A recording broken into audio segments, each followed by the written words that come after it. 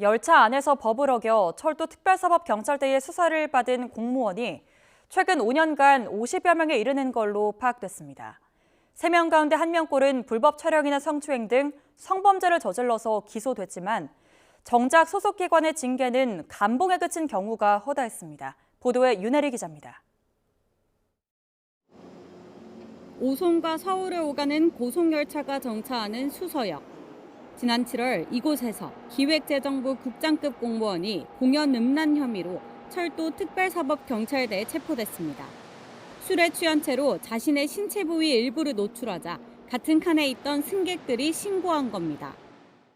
이처럼 열차 시설 내에서 벌어지는 범죄를 담당하는 철도 특사경의 수사를 받은 공무원은 최근 5년 동안 모두 53명입니다.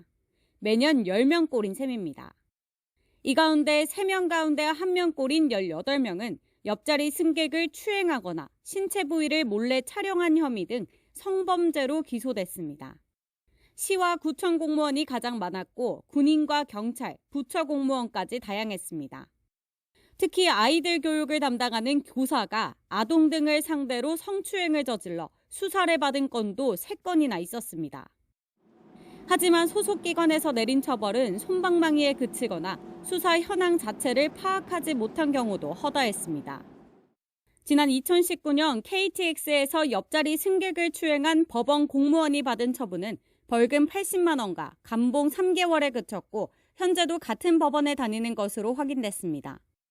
또 아동 청소년 성보호법 위반으로 벌금 2천만 원을 선고받은 육군 중위는 정직 1개월 처분에 그쳤습니다. 소속 직원이 특사경 수사를 받았던 그런 사실이 있는데도 징계 절차를 밟기는커녕 해당 사실을 제대로 파악도 못하고 있는 그런 기관도 많았습니다. 공직사회에 대한 국민의 신뢰를 무너뜨리는 일이라고 생각합니다. 각 부처와 정부기관이 관련 수사 현황을 철저히 관리해 엄벌하는 등 공직기강을 확립해야 한다는 지적이 나올 수밖에 없습니다. YTN 윤혜리입니다.